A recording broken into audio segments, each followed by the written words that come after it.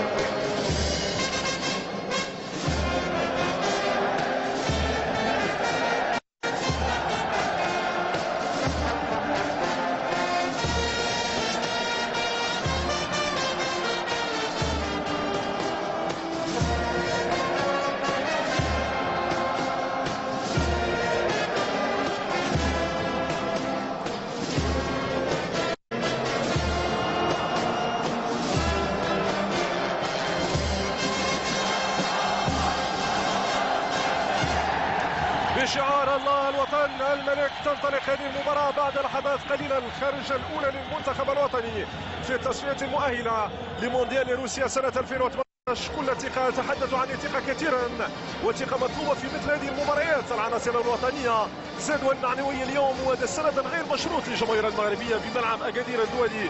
ما يقارب 20,000 مناصر، والجماهير لا زالت تتوافد على ملعب أكادير الدولي لكي تتابع أسود الأطلس عن قرب. تابعتهم أمام الكوت ديفوار أمام غينيا رغم ما تناسل من أخبار ومن معلومات عن واقع المنتخب في مباراتي الكوت ديفوار وغينيا.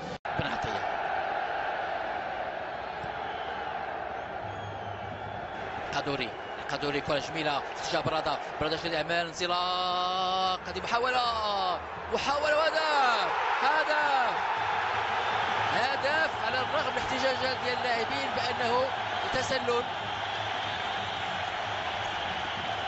وإنذار توجه الحكم بينيت اللاعب رقم 3 إيغونغا نوفال.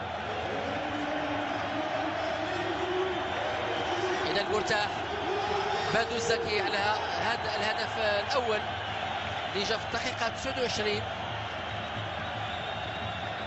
ما كاينش تسلل، ما كاينش كاين لاعب آخر اللي صلح التسلل اللي كان مع براده. هذا رقم 4 اللي كان مع براده هو اللي صلح التسلل.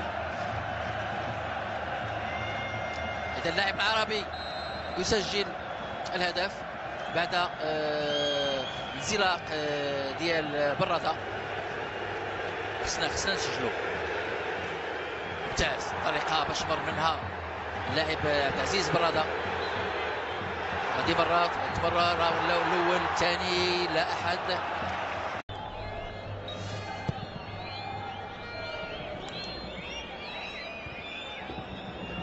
كرة للمنتخب. اوه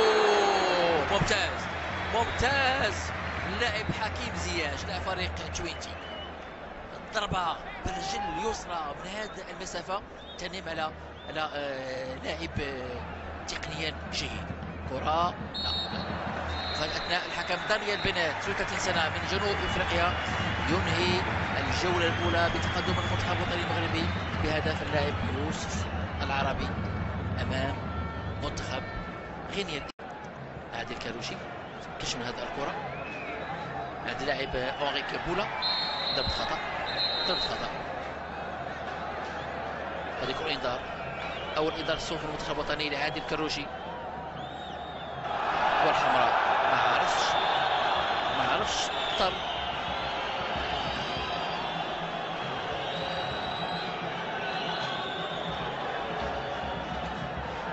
هذه غتكون ضربة موجعة.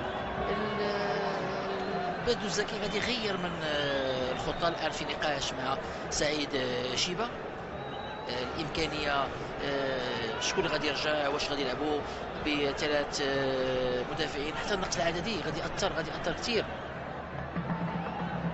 نشاهدوا هنا بالعرض البطيء تدخل ديال عادل كاروشي وكان تيقلب على الكرة وليس على رجل اللاعب من غينيا الاستوائية. الحكم